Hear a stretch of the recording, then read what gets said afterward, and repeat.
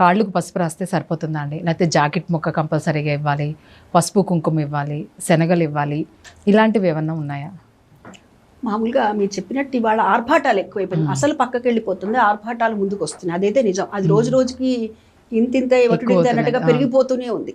ఆర్భాటాలు కాదు మనకు కావాల్సింది. అక్కడ అమ్మవారి మీద మనం భక్తి శ్రద్ధలతో మన ఇంటికి వచ్చినటువంటి ముత్తైదులు ఎవరైతే ఉన్నారో వాళ్ళు అమ్మవారిగా భావన చేసి మన దగ్గర ఉన్నటువంటి పూర్వపు నుంచి వస్తున్నటువంటిది ఏమిటంటే, దీనికి మామూలుగా మీరు చెప్పినట్టు బొట్టు పెడతారు, గంధము పసుపు, చక్కగా కాళ్ళకి పసుపు రాస్తారు, సూత్రాలకి పసుపు ఇవ్వటం, కాళ్ళకి పసుపు రాయటం, తాంబూలం, పండు, తాంబూలము, శనగలు, చలిమిడి ఇస్తారు.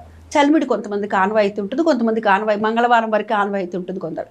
దీనికి బడుకు శనగలు కూడా ఖచ్చితంగా ఇస్తారు. జాకెట్ ముక్క కంపల్సరీగా ఇవ్వాలా? జాకెట్ ముక్క కంపల్సరీ ఇవ్వాలని మా చిన్నతనం నుంచి నేనైతే చూడలేదండి. తర్వాత కాలక్రమేణా ఏంటంటే ఒకటికొకటి అలా పెంచుకుంటూ వెళ్ళి